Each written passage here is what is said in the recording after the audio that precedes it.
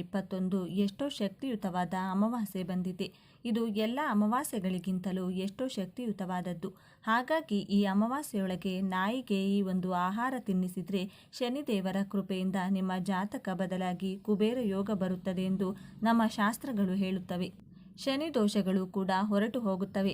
ಹಾಗಾದರೆ ಅಮಾವಾಸ್ಯೆಯೊಳಗೆ ನಾಯಿಗೆ ನಾವು ತಿನ್ನಿಸಬೇಕಾದಂಥ ಆಹಾರ ಯಾವುದು ಅಂತ ಈ ವಿಡಿಯೋದಲ್ಲಿ ತಿಳಿದುಕೊಳ್ಳೋಣ. ಆದರೆ ಅದಕ್ಕೂ ಮುಂಚೆ ನೀವಿನ್ನು ನಮ್ಮ ಚಾನಲ್ನ ಸಬ್ಸ್ಕ್ರೈಬ್ ಮಾಡ್ಕೊಂಡಿಲ್ಲ ಅಂದರೆ ಖಂಡಿತ ಈಗಲೇ ಸಬ್ಸ್ಕ್ರೈಬ್ ಮಾಡ್ಕೊಳ್ಳಿ. ಹಾಗೆ ಈ ವಿಡಿಯೋ ಇಷ್ಟ ಆದರೆ ಮರೆಯದೆ ಒಂದು ಲೈಕ್ ಕೊಡಿ. ವಿಡಿಯೋ ಸ್ಕಿಪ್ ಮಾಡದೆ ಕೊನೆ ತನಕ ನೋಡಿ. ವಿಡಿಯೋದ ಕೆಳಗಡೆ ಹರೇ ಶ್ರೀನಿವಾಸ ಅಂತ ಕಮೆಂಟ್ ಮಾಡೋದನ್ನು ಮರಿಬೇಡಿ. ನಾಯಿಗೆ ಇದನ್ನು ತಿನ್ನಿಸಿದರೆ ಸಾಕು, ಜೀವನದಲ್ಲಿ ಚಮತ್ಕಾರವೇ ನಡೆದು ಹೋಗುತ್ತೆ ಅನ್ನೋ ರಹಸ್ಯ ಮಾಹಿತಿಯನ್ನು ಈ ವಿಡಿಯೋದಲ್ಲಿ ನಾವು ನಿಮಗೆ ತಿಳಿಸಿಕೊಡ್ತಾ ಇದ್ದೇವೆ. ಸ್ನೇಹಿತರೆ, ಇಂದು ನಾನು ನಿಮಗೆ ಹೇಳಲಿರುವ ಕತೆ ನಿಮ್ಮ ಆಲೋಚನೆಗಳನ್ನು ಬದಲಾಯಿಸುತ್ತದೆ. ಕೆಲವೊಮ್ಮೆ ನಾವು ಕೋಪದಿಂದ ಅಥವಾ ಯಾರನ್ನಾದರೂ ಬಯಲು ಬಯಸಿದಾಗ ನಾಯಿಗಳ ಹೆಸರನ್ನು ಬಳಸುತ್ತೇವೆ. ಮನುಷ್ಯರನ್ನು ಬೇಯುವಾಗ ನಾಯಿ ಹೆಸರನ್ನು ಕೆಟ್ಟದಾಗಿ ಬಳಸುತ್ತೇವೆ. ಆದರೆ ನಿಜವಾಗಿಯೂ ನಾಯಿ ಅಷ್ಟು ಸಣ್ಣ ಅಸಹ್ಯಕರ ಜೀವಿ ಎಂದು ಎಂದಾದರೂ ಯೋಚಿಸಿದ್ದೇವೆ? ನಮ್ಮ ಮನೆಯ ಮುಂದೆ ದಿನಗಟ್ಟಲೆ ಹಸಿವಿನಿಂದ ಬಳಲುತ್ತಿದ್ದ ನಾಯಿಗೆ ಒಂದು ತುತ್ತು ಅನ್ನ ಹಾಕುವ ಪ್ರಯತ್ನ ಮಾಡಿದ್ದೇವೆ. ಇಲ್ಲ, ಆದರೆ ಅದರ ಹೆಸರನ್ನು ಅವಮಾನಕರವಾಗಿ ಬಳಸಲು ನಮಗೆ ಎಂದಿಗೂ ಹಿಂಜರಿಕೆ ಇರುವುದಿಲ್ಲ. ಸ್ನೇಹಿತರೆ, ದಯವಿಟ್ಟು 5 ನಿಮಿಷಗಳ ಕಾಲ ನಿಮ್ಮ ಸಮಯವನ್ನು ಈ ಕತೆಗಾಗಿ ನೀಡಿ. ಬಹುಶಃ ನಿಮ್ಮ ಆಲೋಚನೆಗಳಲ್ಲಿ ಒಂದು ಸಕಾರಾತ್ಮಕ ಬದಲಾವಣೆ ಬರಬಹುದು. ಸ್ನೇಹಿತರೆ, ಸಾವಿತ್ರಿ ಎಂಬ ಮಹಿಳೆ ತನ್ನ ಕಷ್ಟಗಳಿಂದ ಬೇಸತ್ತು ಗ್ರಾಮದಿಂದ ಹೊರನಡೆದಳು. ನಡೆಯುತ್ತಾ ಅವಳು ಒಂದು ಆಶ್ರಮದ ಹತ್ತಿರ ತಲುಪಿದಳು.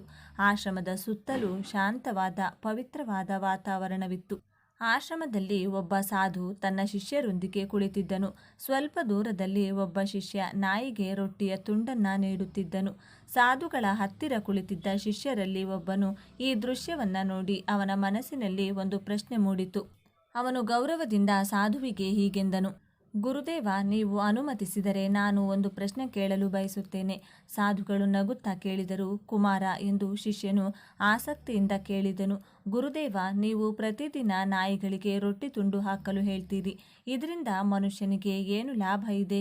ಕೇವಲ ದಯೆಯ ಸಂಕೇತವೇ ಅಥವಾ ಇದರ ಹಿಂದೆ ಯಾವುದಾದರೂ ಆಳವಾದ ಅರ್ಥ ಅಡಗಿದೆಯೇ? ಶಿಷ್ಯನು ಈ ಪ್ರಶ್ನೆ ಕೇಳಿದಾಗ ಸ್ವಲ್ಪ ದೂರದಲ್ಲಿ ನಿಂತಿದ್ದ ಸಾವಿತ್ರಿ ಈ ಸಂಭಾಷಣೆಯನ್ನು ಕೇಳತೊಡಗಿದಳು. ಆಶ್ರಮದ ನಿಶ್ಶಬ್ದ ವಾತಾವರಣದಲ್ಲಿ ಸಾಧು ಮತ್ತು ಶಿಷ್ಯರು ಮಾತನಾಡುತ್ತಿದ್ದ ಪ್ರತಿಯೊಂದು ಮಾತು ಅವಳ ಕಿವಿಗೆ ಸ್ಪಷ್ಟವಾಗಿ ಕೇಳಿಸಿತು. ಸಾವಿತ್ರಿ ಈಗಾಗಲೇ ತನ್ನ ಜೀವನದ ಕಷ್ಟಗಳಿಗೆ ಮತ್ತು ನೋವುಗಳಿಗೆ ಪರಿಹಾರಕ್ಕಾಗಿ ಈ ಆಶ್ರಮಕ್ಕೆ ಬಂದಿದ್ದಳು. ಸಾಧು ಮತ್ತು ಶಿಷ್ಯರ ನಡುವೆ ನಡೆಯುತ್ತಿದ್ದ ಈ ಚರ್ಚೆ ಆಸಕ್ತಿಯನ್ನು ಮತ್ತಷ್ಟು ಹೆಚ್ಚಿಸಿತು. ಅವಳು ಯೋಚಿಸತೊಡಗಿದಳು. ಬಹುಶಃ ಈ ಸಾಧುಗಳ ಮಾತುಗಳಲ್ಲಿ ನನ್ನ ಪ್ರಶ್ನೆಗಳಿಗೆ ಉತ್ತರಗಳು ಸಿಗಬಹುದು. ನನ್ನ ಕಷ್ಟಗಳಿಗೆ ಕಾರಣವೇನು? ನಾನು ಏನು ಮಾಡಬೇಕು? ಆಗ ಸಾಧು ತನ್ನ ಮಾತುಗಳನ್ನು ಪ್ರಾರಂಭಿಸಿದರು. ಮಗನೇ, ಒಬ್ಬ ಮನುಷ್ಯ ನಾಯಿಗೆ ರೊಟ್ಟಿ ತುಂಡು ಕೊಟ್ಟರೆ 8 ಲಾಭಗಳನ್ನು ಪಡೆಯುತ್ತಾನೆ. ಈ 8 ಲಾಭಗಳ ಬಗ್ಗೆ ತಿಳಿಯದವನು ಎಂದಿಗೂ ದುಃಖ ಪಡುವುದಿಲ್ಲ. ಅವನು ಹೀಗೆ ಹೇಳಿದನು: ನಾಯಿಗೆ ರೊಟ್ಟಿ ತುಂಡು ಕೊಡುವುದರಿಂದ ಒಬ್ಬ ಮನುಷ್ಯನ ಜೀವನವು ಧನ್ಯವಾಗುತ್ತದೆ. ಅವನು ಎಂದಿಗೂ ಕಷ್ಟಗಳನ್ನು ಎದುರಿಸುವುದಿಲ್ಲ. ಈ ಭೂಮಿಯ ಮೇಲೆ ನಾಯಿಗೆ ರೊಟ್ಟಿ ಕೊಡುವ ಮನುಷ್ಯ ಜೀವನ ಪರ್ಯಂತ ಸುಖವಾಗಿರುತ್ತಾನೆ. ಅವನಿಗೆ ಮರಣದ ನಂತರ ಮೋಕ್ಷ ಸಿಗುತ್ತದೆ. ಸಾಧು ಇನ್ನು ಹೀಗೆ ಹೇಳಿದನು: ನಿನಗೆ ಒಂದು ಕತೆ ಹೇಳ್ತೇನೆ, ಜಾಗರೂಕತೆಯಿಂದ ಕೇಳಿ, ಆಗ ನಿಮಗೆ ಎಲ್ಲವೂ ಅರ್ಥವಾಗುತ್ತದೆ. ಒಂದು ಕಾಲದಲ್ಲಿ ಒಂದು ಕಪ್ಪು ನಾಯಿ ಇತ್ತು. ಅದು ತುಂಬ ಅಸಂತೋಷದಿಂದ, ಹಸಿವಿನಿಂದ ಮತ್ತು ಬಾಯಾರಿಕೆಯಿಂದ ಇತ್ತು. ಅದು ಗ್ರಾಮದ ಪ್ರತಿ ಮನೆಯ ಮುಂದೆ ತಿರುಗುತ್ತಿತ್ತು. ಆದರೆ ಅದಕ್ಕೆ ಯಾರೂ ಕೂಡ ಒಂದು ರೊಟ್ಟಿಯ ತುಂಡನ್ನು ಕೊಡಲಿಲ್ಲ. ಹಸಿವಿನಿಂದ ಬಳಲುತ್ತಿತ್ತು. ಒಂದು ದಿನ ಅದು ಗ್ರಾಮದ ಹೊರಗೆ ನದಿಯ ದಡದಲ್ಲಿದ್ದ ಒಂದು ಆಶ್ರಮಕ್ಕೆ ತಲುಪಿತು. ಅಲ್ಲಿ ಋಷಿಯನ್ನು ನೋಡಿ ನಾಯಿ ಹೀಗೆ ಹೇಳಿತು: ಪುಣ್ಯಾತ್ಮ, ನೀವು ತುಂಬ ಜ್ಞಾನವಂತರು ಎಂದು ಅನಿಸುತ್ತದೆ.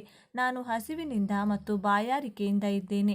ದಯವಿಟ್ಟು ನನಗೆ ಒಂದು ರೊಟ್ಟಿಯ ತುಂಡನ್ನು ಕೊಡಿ, ನನ್ನ ಹಸಿವನ್ನು ನೀಗಿಸಿಕೊಳ್ತೇನೆ.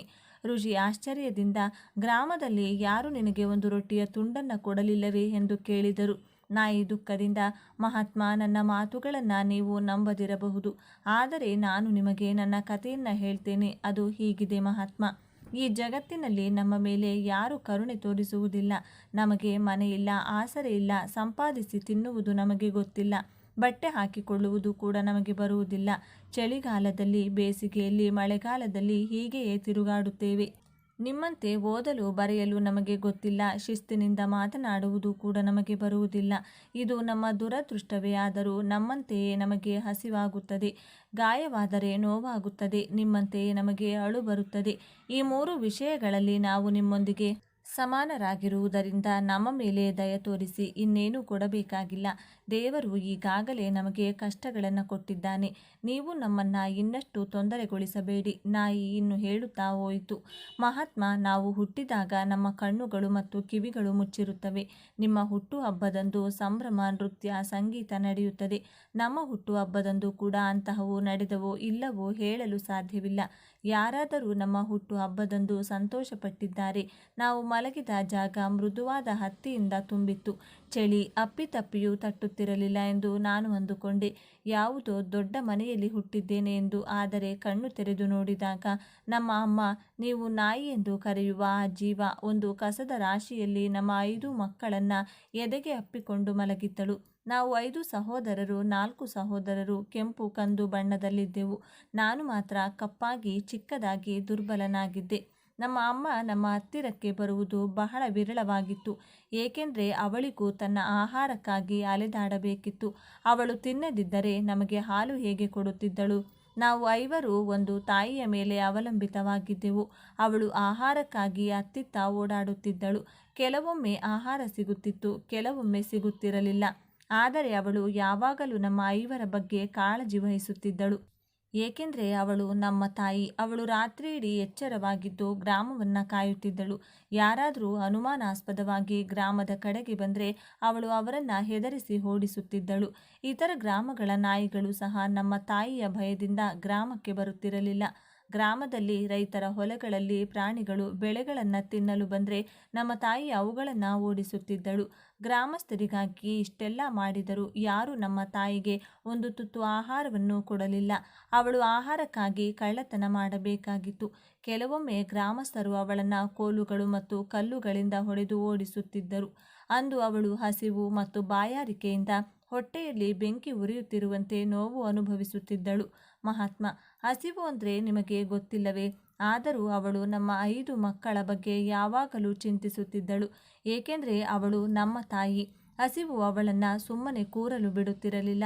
ಗ್ರಾಮಸ್ಥರು ಅವಳನ್ನು ನೋಡಿ ಕರುಣೆ ತೋರುತ್ತಿರಲಿಲ್ಲ. ಅವಳು ಕದ್ದು ಮನೆಗಳಿಗೆ ಹೋಗಿ ಏನಾದರೂ ಆಹಾರ ಸಿಕ್ಕರೆ ತಿಂದು ಹೊಟ್ಟೆ ತುಂಬಿಸಿಕೊಳ್ಳುತ್ತಿದ್ದಳು. ಕೆಲವೊಮ್ಮೆ ಅವಳು ಆಹಾರ ತೆಗೆದುಕೊಳ್ಳುತ್ತಿರುವುದು ಕಂಡುಬಂದರೆ ಗ್ರಾಮಸ್ಥರು ಕೋಲುಗಳಿಂದ ಹೊಡೆದು, ಕೆಲವು ಕ್ರೂರಿಗಳು ಅವಳನ್ನು ಮನೆಯಲ್ಲಿ ಬಂಧಿಸಿ ಹೊಡೆಯುತ್ತಿದ್ದರು. ನನ್ನ ತಾಯಿ ದೀನ ಸ್ಥಿತಿಯಲ್ಲಿದ್ದರೂ ಒಂದು ದಿನ ಭೀಕರ ಮಳೆ ಸುರಿಯಿತು. ಹಿಮಪಾತ, ಶೀತಗಾಳಿಯಿಂದ ನಮ್ಮ 3 ಸಹೋದರರು ಚಳಿಯಲ್ಲಿ ಸತ್ತರು. ಆ ದಿನ ನಮ್ಮ ತಾಯಿ ತುಂಬ ಅತ್ತರು. ಆದರೆ ಜನರು ನಮ್ಮ ನೋವನ್ನು ಅರ್ಥ ಮಾಡಿಕೊಳ್ಳಲಿಲ್ಲ. ಏಕೆಂದರೆ ಸತ್ತವರು ಅವರ ಮಕ್ಕಳಲ್ಲವಲ್ಲ. ಈಗ ನಾವು 2 ಸಹೋದರರು ಮಾತ್ರ ಉಳಿದಿದ್ದೇವೆ. ನಮ್ಮ ತಾಯಿ ನಮ್ಮನ್ನು ಚೆನ್ನಾಗಿ ನೋಡಿಕೊಳ್ಳಲು ಪ್ರಾರಂಭಿಸಿದರು.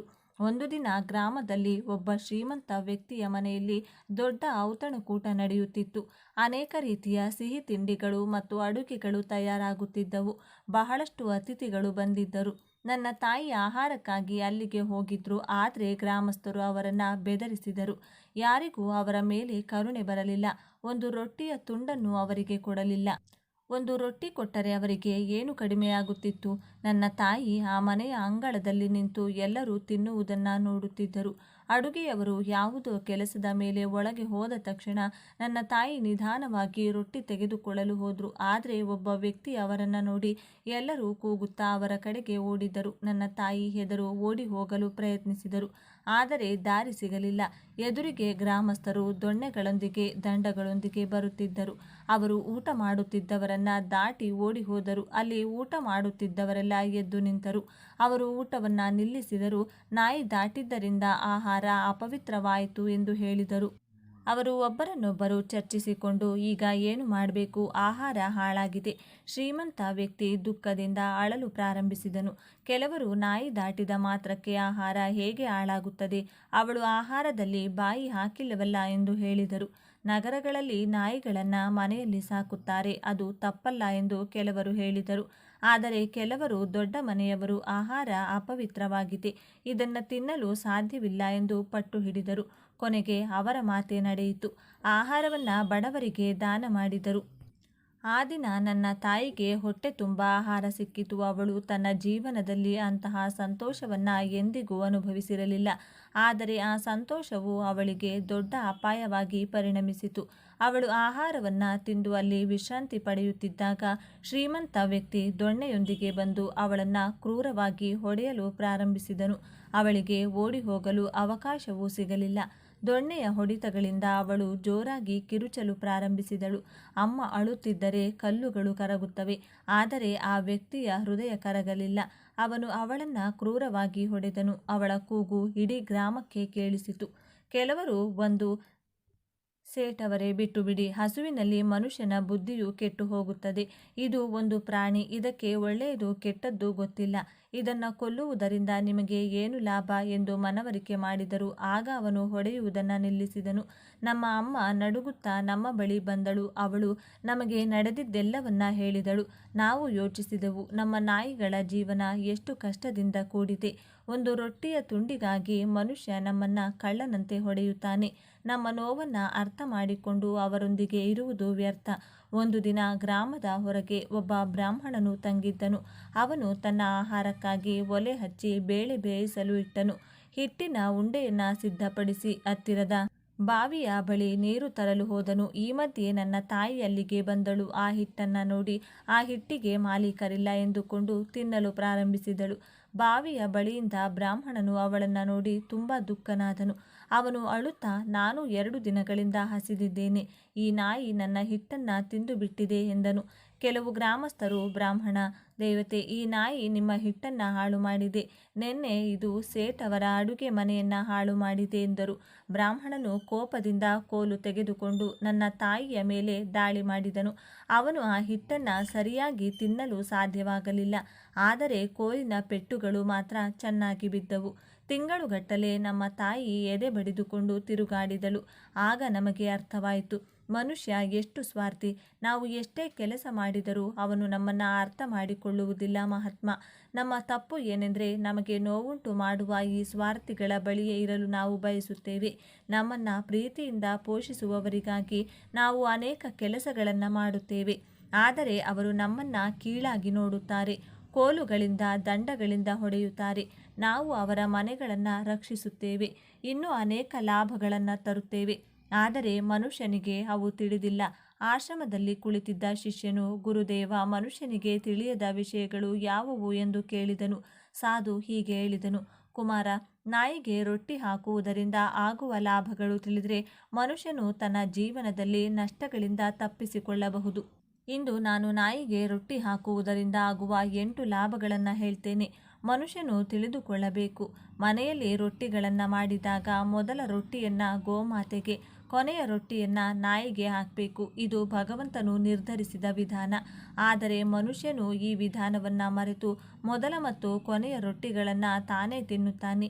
ಇದರ ದುಷ್ಪರಿಣಾಮ ಅವನ ಜೀವನದ ಮೇಲೆ ಬೀಳುತ್ತದೆ. ನಾಯಿಗೆ ರೊಟ್ಟಿ ಹಾಕುವುದರಿಂದ ಗ್ರಹಗಳ ದೋಷಗಳು ಸಹ ನಿವಾರಣೆಯಾಗುತ್ತವೆ. ಮೊದಲ ಲಾಭವೆಂದರೆ ನಾಯಿಗೆ ರೊಟ್ಟಿ ಹಾಕುವುದರಿಂದ ಶನಿಗ್ರಹದ ಪ್ರತಿಕೂಲ ಪರಿಣಾಮ ಕಡಿಮೆಯಾಗುತ್ತದೆ. ಶನಿಗ್ರಹವು ಕೆಟ್ಟ ದೃಷ್ಟಿ ಬೀರಿದರೆ ಮನುಷ್ಯನ ಜೀವನದಲ್ಲಿ ಸಂಕಷ್ಟಗಳು ಬರುತ್ತವೆ. ಅವನ ಮಹಾದಶೆ ಪ್ರಾರಂಭವಾದರೆ ಎಲ್ಲ ಕೆಲಸಗಳು ನಿಂತು ಹೋಗುತ್ತವೆ. ಆರ್ಥಿಕ ತೊಂದರೆಗಳು ಎದುರಾಗುತ್ತವೆ.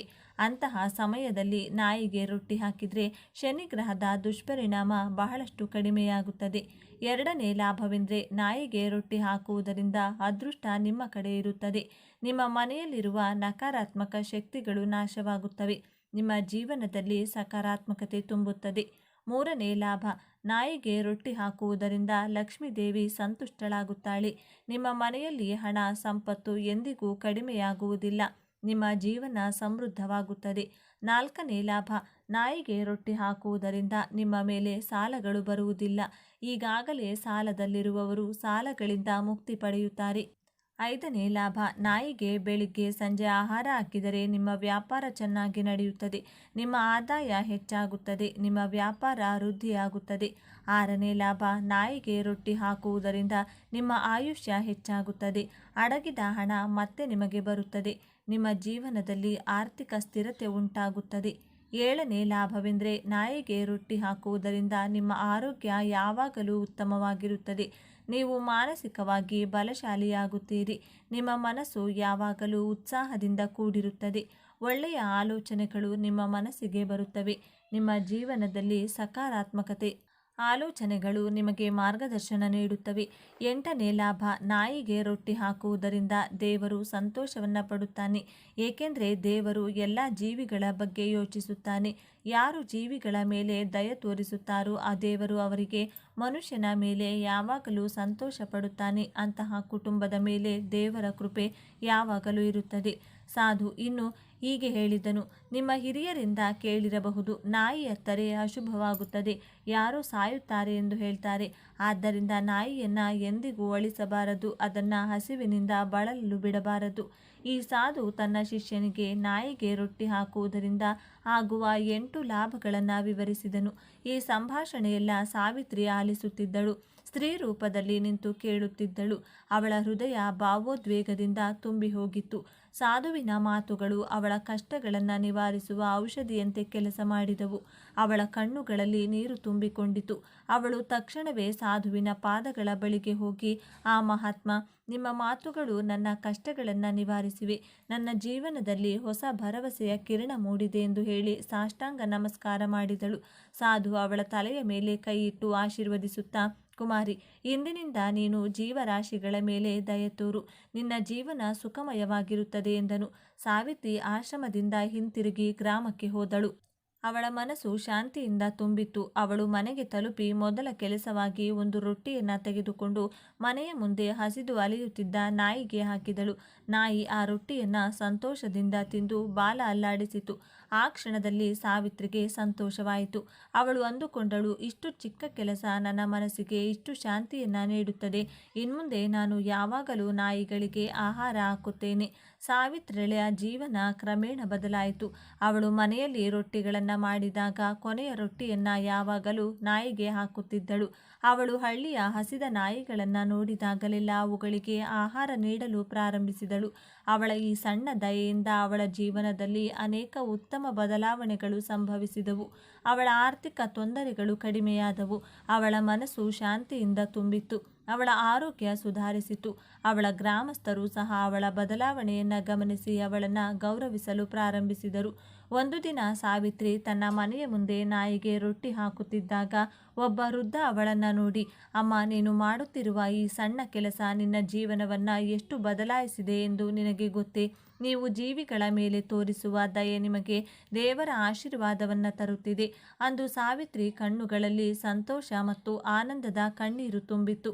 ನಾನು ಒಂದು ನಾಯಿಗೆ ರೊಟ್ಟಿ ಹಾಕುವ ಮೂಲಕ ನನ್ನ ಜೀವನದಲ್ಲಿ ಇಷ್ಟು ದೊಡ್ಡ ಬದಲಾವಣೆಯನ್ನು ತಂದಿದ್ದೇನೆ ಎಂದು ಅವಳು ಭಾವಿಸಿದಳು. ಇದು ನಿಜವಾಗಿಯೂ ದೇವರ ಕೃಪೆ. ಸ್ನೇಹಿತರೆ, ಈ ಕತೆ ನಿಮಗೆ ಹೇಗೆ ಅನಿಸ್ತು? ಈ ಚಿಕ್ಕ ಕಥೆಯ ಮೂಲಕ ನಾವು ಒಂದು ದೊಡ್ಡ ಸತ್ಯವನ್ನು ತಿಳಿದುಕೊಂಡಿದ್ದೇವೆ.